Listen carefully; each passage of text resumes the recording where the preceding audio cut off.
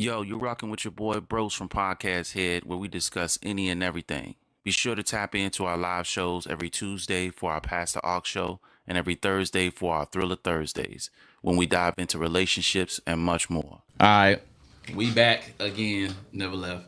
We back. So we go hit these relationship jokes real quick. So the first one. All right, so. This article comes by way of Kelsey Borison from Buzzfeed. Says, according to experts, happy couples hardly ever do these 8 things. And it goes in, I'll read the top of it.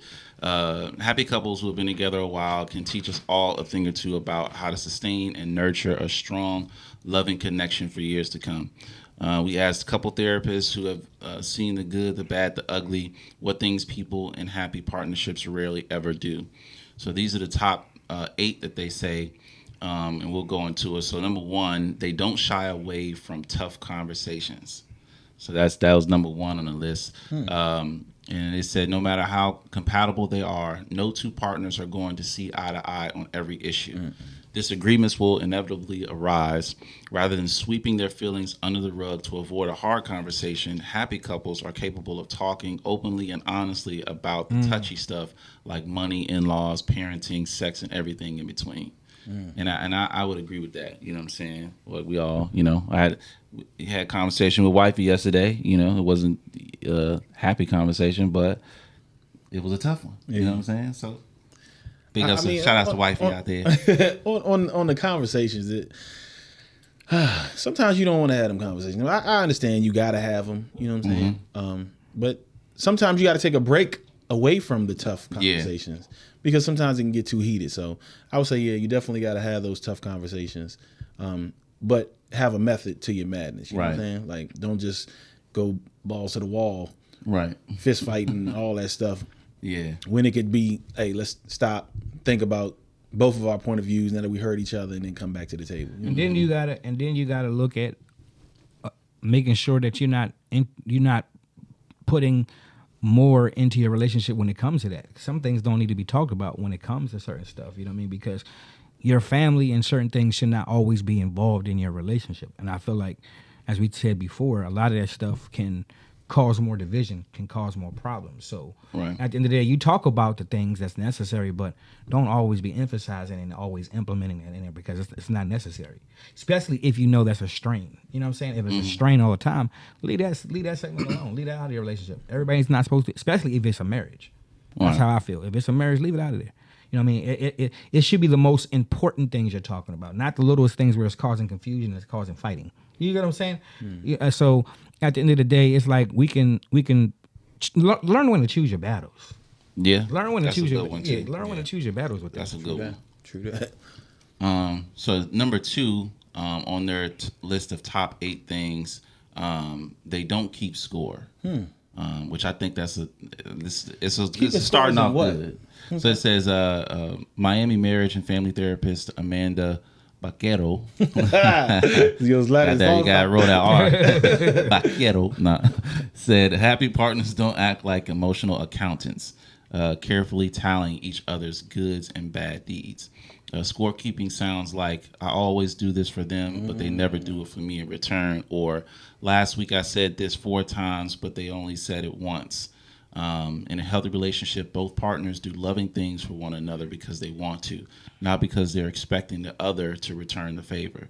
But if things get really imbalanced, the couple is able to talk through it in a respectful rather than accusatory tone, which I think is big. The tally sheets is a no. I think that low key, everybody kind of keeps a little tally on some things. You know what I'm saying? Not everything, but some things. You know what I'm saying? This is what I would say. If you really want it, this is my opinion. This is Solo's opinion. It's not a fact. I feel like, I think men keep a tally, but we don't say it. Yeah. I think women just say it. And we just be like, well, since you saying it, Right. let me go ahead and put it out there. But really, You know what happened 2 weeks ago? I rubbed your feet 7 times. Exactly. But You we ain't touched my feet none. Exactly. But we don't bring it up unless it's brought Whose to feet is really hurting? us. Bros is- You ain't even on your feet. But I mean, if you think about it, we're always like and this is the funny thing. People don't realize men are quick to get over a situation. Like we could be, and they'll think this is bipolar or something crazy, but it's not really bipolar. We left it in the past. Like you could be heated about something yesterday. The next day, I didn't forgot about it. Now you want to break it, so you forgot what. But you know what helped push you to get over that? What? Food. You know, as soon as you eat something, you like, Hey, look. baby, you want some of this ice cream? She be still mad. You over with. You like, I'm done. Yeah, with that. some things are just. I feel like some things are just not that serious to be getting mad about, and then the next day you holding a grudge and you're still mad about it because you feel some type of way. Like for what? Like that was yesterday. Let it go. Like It just depends on circumstances. And I'll say that I guess I can say and that's when that tally sheet come up. Tauruses, right? Yeah. Let me speak for myself. Sometimes I do like I'll hold on to certain things sometimes. It just depends on what it is, right? It depends on it just depends on what it is. You know what I'm saying? Because sometimes I'll be like, I may be expecting an apology, or you know what I'm saying. If it don't come, then I'm like, all right, whatever. Like, But you know what's so funny? which is not good, right? But I'm human. That's things that we work on. And then you gotta look at it like this. Let's look at the age of the person, right? If this person has been doing that for years, then why are you expecting something that they have never done? That you know what I'm saying? But I get what you said. Growth, right? Yeah. Growing together. You know, Yeah. not that you could get. I saw this article somewhere else, but like in terms of like people have a difference of opinion on changing people, right? I feel like everyone is capable of change if you want to change. You know what I'm saying? And like that is a prime example. Like like my wife, she apologizes in a different way. You know what I'm saying? Versus just necessarily coming Take out. your cake, man. Take the cake. You know, sometimes, you know what I'm saying? But, and sometimes I will apologize, but it's just different. But in getting to where you really want to be, if that's something that I feel like I want, I got to voice that. You know what I'm saying? Because I can't expect her to give me that if she don't know. So with that being said is that I think when you're in a marriage, right? Let's just say a marriage. I feel like let the person shock you. Don't expect it. Just let the person shock you. Because if you're expecting that person to do it, then you're gonna hold that tally sheet again. That's why we're holding that tally sheet. Well, you didn't say this yesterday, so I'm gonna let it. You know what I mean? Versus saying, you know what, this person ain't normally used to because of pride or whatever. So it's like when they do, you be like, oh wow, okay, like you came out the blue with that. But I will say this, right? You said let the person shock you, right? I would say expectation is always going to be a problem, right? That's it. I still deal with that now, right? Even in my marriage, like I expect certain things, but I have to understand that she's not thinking the way that I'm thinking, right? So that's when that communication comes in, where you have to be like, okay, honey, this is what I would like for you to do, or this is what we need to start doing, or whatever the case may be. And then she may come out and say that will eliminate arguments. And then she may come out and say, well, honey, I'm not going to do that because that's not me. Right. Well, I mean, so then it goes back to, well, okay, I just got to wait for it. Then. I'm just saying because you're saying what you expect, and if you got a strong woman, then 9 times, and this person is 40-something years old, 30-something years old, 50-something years old, I guarantee you it's going to take a little time. And then, it's going to take. And then that's why I said let them shock you, because at the end of the day, if you're constantly expecting that, then that's where it's going to be the problem. You're going to be like, well, you know what, dag, but then it depends on what you're expecting, right? If you're expecting some crazy stuff, then but it could be small, like you said, like an apology, like he said. To us, that's small, but to them, that's like, no, I'm giving you power. I'm giving you too much power in this relationship, but you're not going to get. In the building. What up? What up? Simply just in the building. So I feel like with that being said, let them shock you with it. You know what I'm saying? Don't always expect it, because if you're expecting it, that's where you start to hold grudges and you start to get mad and upset. And then next, that's where that tally sheet is building up, because you're expecting it. And that's a segue. Yeah. Go ahead, bro. So that's number 3. They don't hold grudges. This is unhappy couples Unhappy couples allow frustrations and disappointments to create distance between them, whereas happy ones accept that neither they nor their partners are perfect. Riley said, they're willing to apologize and forgive. Those in solid relationships don't assume negative intent and are open to readily repairing ruptures. Which that's such a good line, man. It's something in my at my church. It's in our I forget what it's called. What we say every fourth Sunday. One of the lines is to be slow to take offense, but always ready for reconciliation. You know what I'm saying? So that reminded me of that. But yeah. I want to say this. I can't speak on all Taurians, but we are bullheaded.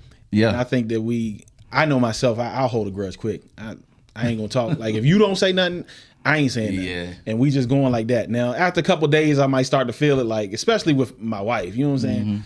But, if we outside, like, if you're talking relationship as far as friendship, sometimes it gets to that point where it's like, everybody. I ain't saying nothing to that cat. Yeah. You know what I'm saying? And mean it. When we won't talk to him, so. And I feel like grudges bring up old wounds for no reason. Grudges bring up stuff that you're not even thinking about. You know what I'm saying? Like, prime example, I could be, forgetting about what you had said, right? And I'm moving on and I call, hey, bro, let me.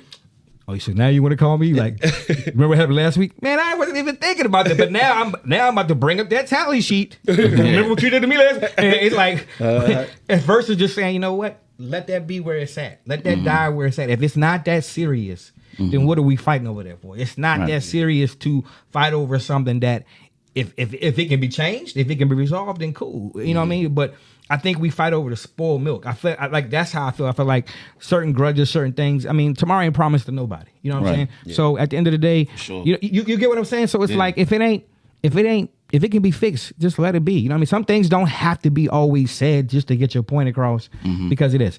It's like with family members, right? I think I was saying this on a live about, when is it okay to walk away from a relationship? When is it okay to say no? When is it okay for certain things? And I feel like we as people, we hold on to things for the wrong reasons. You know what I'm saying? We hold on to miscommunication things for the wrong reason. And it was like, I didn't even mean it that way. Well, you said it that way. Well, in the text, well, let me just tell you how I said it. And then now you still want to hold on to that as a comfort thing. Well, this is how I took it. Well, are you listening to how I just said it? I just said it. I didn't mean it that way. So let's move on from that, because now our relationship is still in the same. Yeah, our relationship is still in the same spot because of how you're still processing it. Move on from that. Like, it's too much in the world to be going on for us to be focused on that one little thing and we not talking. Yeah, come on. And another thing, one thing I wanted to say about that too is that, like, us as sometimes us as men, I'll speak more for myself. We sometimes, when you get into a debate or argument with your woman, and you feel like because what they say to us cuts deep, right? It cuts deep and it means a lot, right? But I think sometimes, especially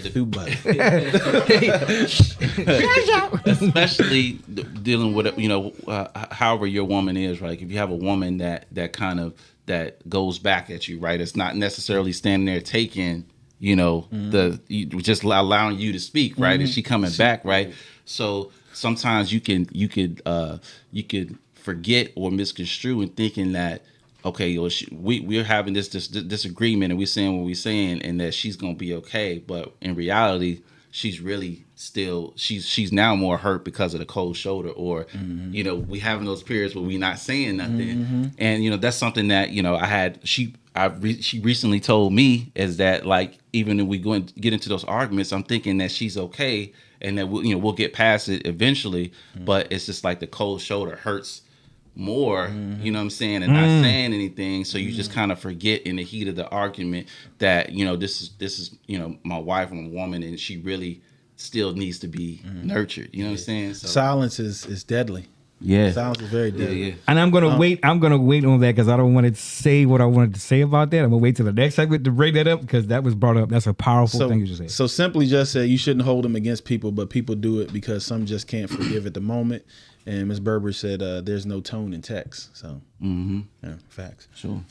So I'm gonna just run through these other ones so we can get to the next article. And we can, once y'all see these, definitely chime in on the comments on YouTube and stuff like that so we can talk more about it. But number 4 says they don't call each other names. Mm-hmm.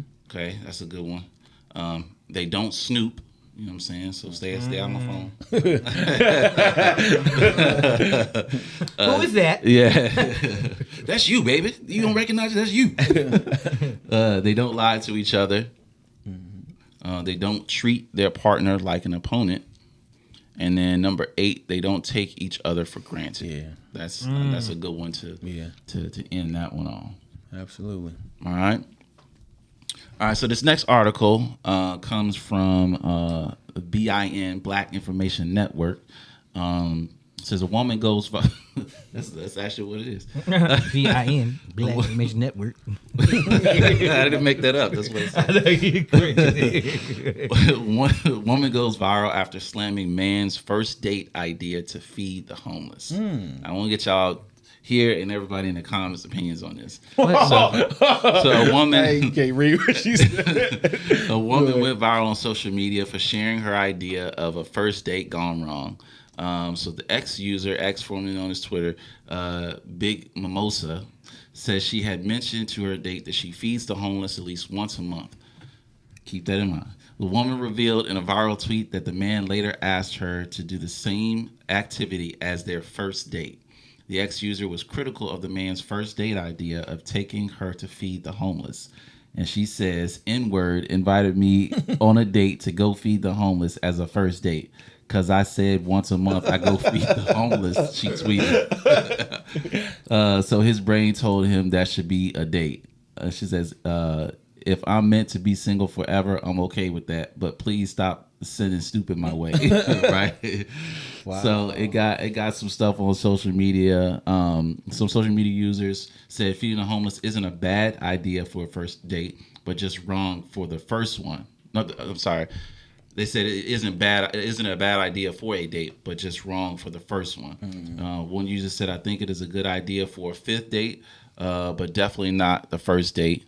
And they said that could be like a couple thing in the future, but a first few dates is seeing who you are. I don't know. I'm kind of mixed with it. I'm mixed with it too. I'm gonna tell you why I'm mixed with it because yeah, I say I'm mixed with it because I'm like, how long we been talking on the phone or getting to know each other before we went on this first date?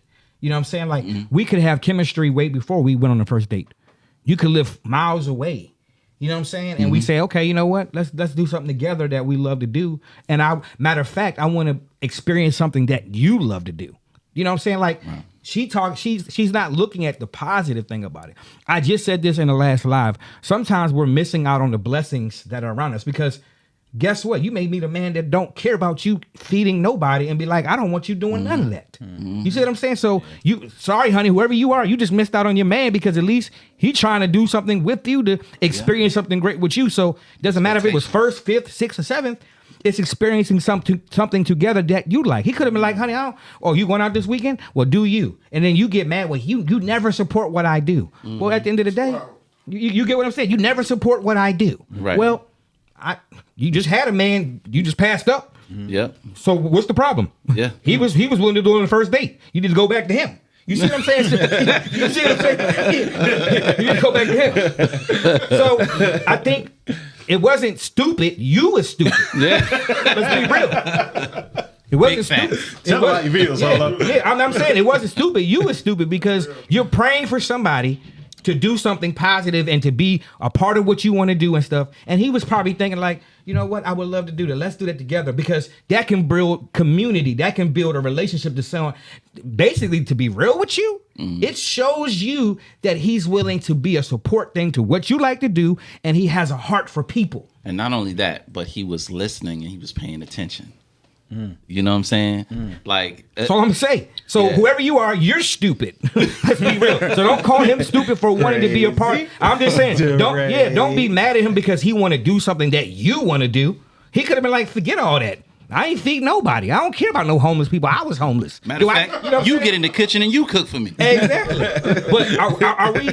See, and that's the point I was talking about with relationships, and we're gonna say that for another segment. But my thing is, are we choosing our battles correctly? Are we nitpicking over something that's just stupid? That was just dumb. Like, to me, I'm like, and I thought that is an awesome date.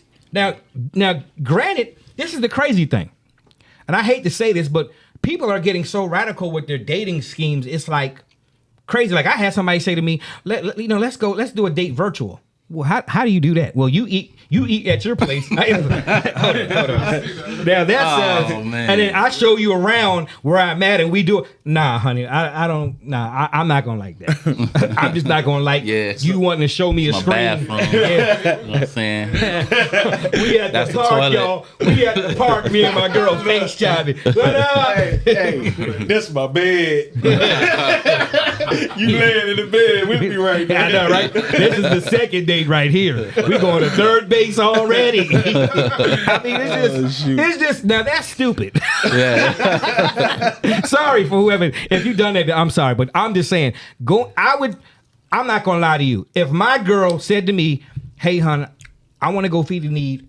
Do you want to do it with me?" What? Let's go. So Ms. Burbridge said, "I agree, future date," and then she said, "If there's distance, that's what has to happen." Like, you know what I'm saying? If you're dating and you're in long distance relationship. You talking about what? You They're talking about the virtual joint. Yeah. Who doing a virtual date? They said if it's long If distance. you're doing a virtual date, what you doing? Let me know in the comments. Picnics. Look. You over there eat steak and mac and cheese. He eat noodles and noodles. There's some good noodles. I'm gonna act like I'm eating steak and cheese right now. Oh boy, wow. So it's funny y'all say that, right? Because I know we're gonna have to wrap up anyway, but I was listening to radio the other day. Oh man! And this guy said this woman and man broke up, right? Mm-hmm. And he didn't really talk to the girl, the female, and she had lost her aunt. Now they had been dating for 5 years. They were engaged. They went wedding ring shopping, all that stuff, and then they ended up calling it off, breaking up. So anyway, her aunt passed, who was very close to her, and the gentleman decided to reach out. He called her. He was like, I'm sorry to hear about your aunt. Just pretty much sent his condolences. Just called to check in. Blah blah blah. Right. They didn't really give no other detail to it, right? So he said he reached out to her again, like a month or so later, or he kept reaching out and she wouldn't respond back. Mm-hmm. Well, she ended up texting him back saying, "You didn't check in to see how I was feeling. You didn't offer to come over. You didn't offer anything." Now they had split up, right? They weren't together, but I guess she was expecting him to give a little bit more, right? And I guess he didn't give her as much as she wanted. So the question that I pose to y'all is, how do y'all think he should have responded? Do you think he was wrong for not going the extra mile? What do y'all think? I mean, if that's not enough context, I'll give you more. But yeah. Go just a little bit deeper if you don't mind. So, like I said, now take a point that they were together for 5 years. They were engaged to get married, so they got history together, right? He knows the aunt, this, that, and the third. Well, when she passed away, he did call just to say offers condolences, but that was it. Okay. He tried to reach back out to her again just to check in later on down the line. She didn't answer his message, and she finally responded back and pretty much blasted him and saying, your little special, what you said was not what he said was not what she wanted to hear. Right. She would have expected more because of them being together, but they weren't together anymore. Right. No, I mean, I don't think he should have done any more than that. I mean, if they're not together no more, you know what I'm saying? Yeah. I think that, him reaching out was, a good first step, to begin with, because I ain't got no exes I'm about to hit up. I don't care. Right. You know what I'm saying? But that's just me. What you think, so? Yeah, I agree. All right, I put it to you like this, because my wife and I had a conversation about it, and I said I felt like he could have did more. Okay. In the aspect of I've been with you for 5+ years. Mm-hmm. We were getting ready to walk down this aisle together, and I know what your aunt meant to you. Mm-hmm. Like, I would have been more along the lines like, "Hey, do you want me to come over there?" She said she hadn't eaten during the phone call. Her and her mom hadn't eaten in a couple of days because it's just been killing. Like, I would have offered more. I feel like he didn't offer enough. But is he with somebody at this point? It didn't say that he was with somebody. Yeah. I mean, like I said, they had just split up like a month or so ago, right? So if he with somebody, dang, like how you about to get married to somebody and a month later you married? I mean, in that situation, I feel my thought process was like, bro should have like, you're not with her, right? I get that. But at the end of the day, he could at least went and like, you know what I'm saying, brought some food and like, yo, dog, there's baby, so many variables to that. It right? is. It's a lot. I'm gonna tell you why. Because let's throw this monkey wrench in there. What if they don't like me at all? Like they can't stand me and they're happy that I'm now not with her. Yeah. And now you call me, hey, can you help me feed my mom? Your mama just called me blank, blank, blank and this. So now it goes back to where I got to be the good Samaritan now. I got to go back to where some people don't even want to deal with you or your folks no more after that. You know what I'm saying? Like I done already washed my hands. I done been through so much with you. Why don't want to come back in there and do that after your family then dog me like this? So it can go so many ways with that. You know what I'm saying? And that's the one thing I hate about these stories. It's always one-sided. I wish he'd be like, nah, that's not what happened, actually. Yeah. What happened really was the mother didn't really care for my guts, and she asked me for some chicken. When you don't have the whole context to it, I guess, you know. You get what I'm saying? So when it's portrayed to you a certain way, it's like, well, why didn't he? You know what I'm saying? I would. And it can make him look bad. It can make him look terrible. And he'd be like, well, do y'all really even know the story? Do you even know what really happened? Yeah. Do you, matter of fact, we don't even know. He could have offered her. He could have offered something to her. To him, to her folks, and she didn't want it. And she could be like, he didn't want to do this. He'd be like, I did offer that. You just didn't like what I offered. You know what I mean? I feel you. It's to that point, like so many variables. Because they were a couple, and out for they years. Were just they were about to get married and stuff, and then they had been separated for a month, right? Yeah, I think like a month or so. Yeah. I can see. Yeah, I can see that piece. Yeah, do that. You know, if I put myself in a position of like with my wife, like if we didn't, you know what I'm saying. And I knew that, and on top of that, some people. This is the crazy thing: when people are done with you, they are done. That was the position I was taking. Yeah. But it just depends on the person. When right? they're done, they're done. Like they don't want nothing to do with you or anybody connected to you. Matter of fact, they'd be like, "Who you know? Oh no, bye bye." You know what I'm saying? So you're right. Click. Bye bye. Zippity-doo-dah. Yo, this your boy Bros. Thanks for tuning in to Podcast Head. We had another good episode. Please make sure you tap in to our Thriller Thursdays and our Pastor Aux on Tuesday, where we talk about relationships and much more. Hey, and like I always say, tell a friend to come on in, and we can be friends. You dig? This your boy Solo Swing. You can catch us on all platforms: TikTok, YouTube, and Instagram, and on Facebook. We making moves, y'all. Y'all be blessed. We out.